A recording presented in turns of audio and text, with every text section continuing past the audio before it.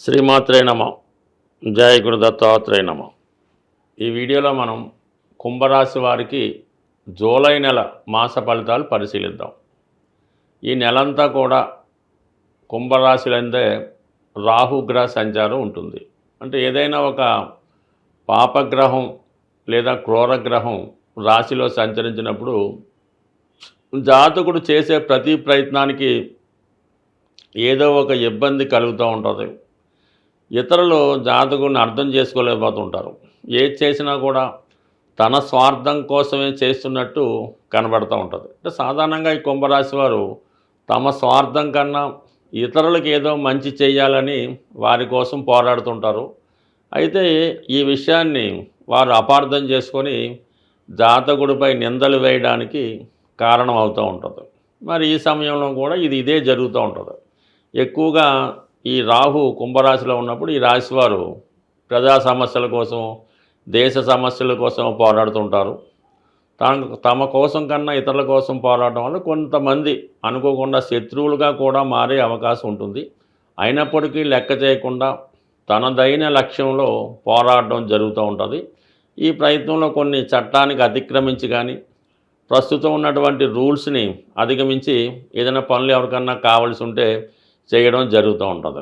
So అలాగేంటంటే కొద్దిగా మన యొక్క ఆచారాలను కూడా పక్కన పెట్టి ముందుకు వెళ్ళడం జరుగుతూ ఉంటుంది. అటువంటి సలహాలు కూడా ఇతరులకి చెప్పి ప్రోత్సహించడం జరుగుతూ ఉంటుంది. ఏదైనా కులాంతర వివాహాలు కానీ, లేదంటే ఏదైనా అన్యమతస్థులకు సంబంధించినటువంటి ఆచారాలు మనం ఇంప్లిమెంట్ చేసుకోవడం కానీ, ఇటువంటి కొన్ని కొత్త ప్రయోగాలు చేస్తూ ఉంటారు. అలాగే కొన్ని విమర్శలు కూడా పొందుతూ ఉంటారు. బట్ ఏదైనా అనుకున్నది సాధించడంలో వారి యొక్క లక్ష్యాన్ని 100% సాధిస్తారు. అలాగే ధనస్థానంలో శని భగవానుడు జాతకుడికి ఎన్ని మంచి పనులు చేసినా, కుటుంబం కోసం ఎంత కష్టపడినా కుటుంబ సభ్యుల నుంచి సరైనటువంటి ఆదరణ పొందలేకపోతుంటారు. కొన్ని విమర్శలు కూడా ఎదుర్కోవడం జరుగుతుంటుంది.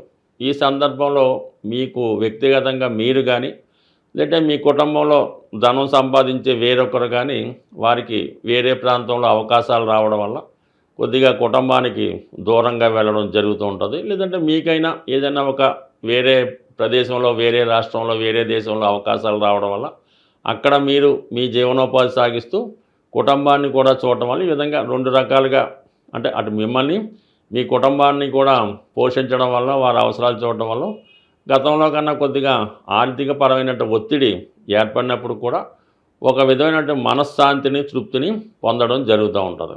సో అయితే ఈ నెలలో మనకి ప్రత్యేకంగా శుక్రుడు ఈ లగ్నానికి యోగకారకుడుగా చతుర్థంలో స్వక్షేత్రగతుడై మాలవ్య మహాపురుష యోగం ఏర్పడడం వల్ల జాతకుడు కొన్ని అనుకోని కొత్త అవకాశాలు రావడం జరుగుతూ ఉంటుంది. చతుర్థ స్థానంలో ఉండడం వల్ల ఏంటంటే చాలా వరకు పెద్దవారి యొక్క, తల్లిదండ్రుల యొక్క సహకారం లభిస్తుంది.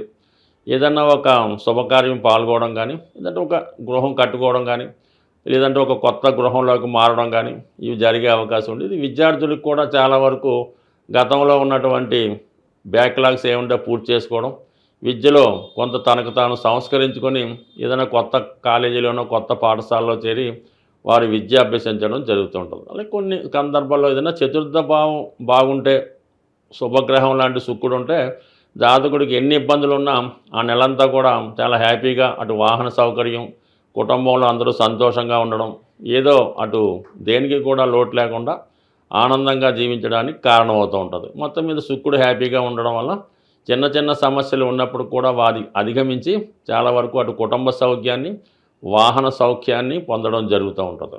అయితే బుధుడు 6వ స్థానంలో సంచరించడం వల్ల దగ్గర బంధువులతో కొన్ని విరోధాలు రావడం జరుగుతుంది.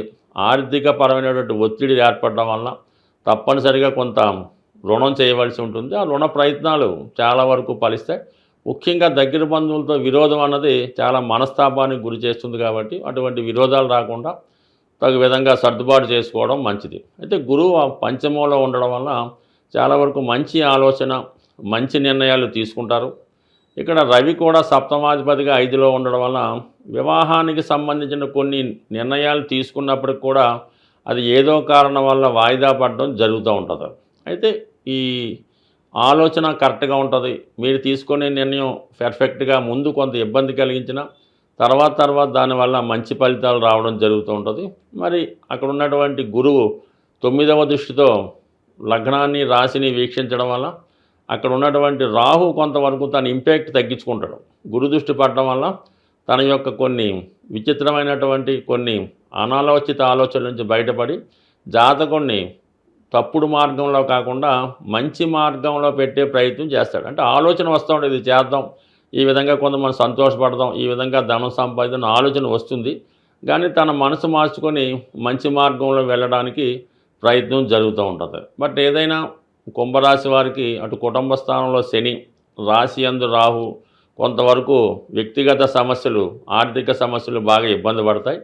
అయితే శుక్ర గురువుల అనుగ్రహంతో ఎవరో ఒకరి సహకారంతోనో ఈ సమస్యల నుంచి అధిగమించి మళ్ళా మీ యొక్క దైనందిన జీవితానికి ఎటువంటి ఇబ్బంది లేకుండా రొటీన్గా మీ వర్క్ చేసుకోవడం జరుగుతుంది. సాధారణంగా మనకి ఈ గ్రహాల యొక్క సంచరిస్తున్నప్పుడు గ్రహాల యొక్క అనుకూలత కొరకు ఆ నెలలో కొన్ని ముఖ్యమైనటువంటి పండగలు కానీ కొన్ని పర్వదినాలు కానీ రావడం జరుగుతూ ఉంటుంది. మరి మనం ఏ నెలలో అయితే సమస్యలతో ఉన్నామో ఆ నెలలో వచ్చినటువంటి అంటే కామన్గా మాస శివరాత్రి, సంకష్ట చతుర్థి కామన్గా చేసుకుంటూ మరి ప్రత్యేకంగా ఈ జూలై నెల 25వ తారీఖు నుంచి అంటే జూలై 25 నుంచి శ్రావణ మాసం ప్రారంభమవుతుంది. శ్రావణ మాసం ప్రారంభంతోనే మనకి వరలక్ష్మి వ్రతం అంటే శుక్రవారం స్టార్ట్ అవుతాయి. ఈ 4 శుక్రవారాలు అంటే శ్రావణ మాసంలో వచ్చినటువంటి మొదటి శుక్రవారం మొదలుకొని ఇంచుమించుగా నెలాఖరుకు వచ్చే 4 కానీ 5 కానీ శుక్రవారాలు ఉంటాయి కదా.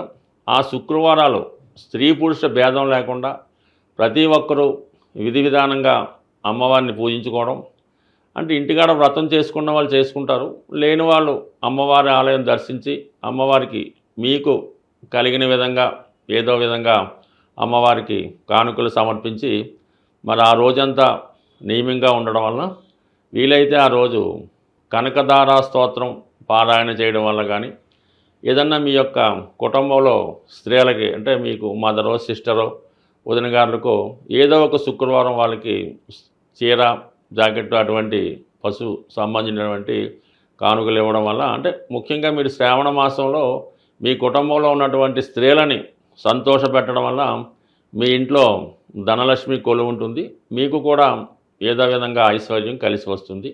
అలాగే ఇది మొత్తం నెలంతా కూడా ఆషాఢ మాసం ఉంటుంది కాబట్టి ఈ ఆషాఢ మాసంలో కూడా ఇది అమ్మవార్లకి ఇష్టమైన రోజు కాబట్టి అలాగే వారాహి నవరాత్రులు కూడా ఇదే సమయంలో అటు ఇటుగా జరుగుతుంటాయి. వీటన్నిటిలో మీరు మీ గ్రామదేవత ఎవరైతే ఉంటారో మీ కులదేవత ఎవరైతే ఉంటారో ఆ దేవాలయాన్ని దర్శించి అమ్మవారికి ఒడిబియ్యం సమర్పించడం వల్ల ఏదైనా మనం ఈ లక్ష్మీ స్వరూపాలైనటువంటి అమ్మవారిని పూజించుకోవడం వల్లకి అనువైనటువంటి రోజులు ఈ శ్రావణ మాసం అలాగే ఆషాఢ మాసం.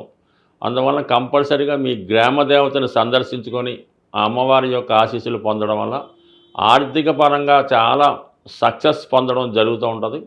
అలాగే వీలైతే ఈ నెలలో ఏదో ఒక సోమవారం కానీ ఏ రోజన్నా పర్లేదు శివాలయంలో మారేడు దళాలతో శివుణ్ణి అభిషేకం చేయడం వల్ల మీకు ఎటువంటి ఆర్థికపరమైన సమస్య ఉన్నా తొలగిపోయే అవకాశం ఉంటుంది. స్వస్తి.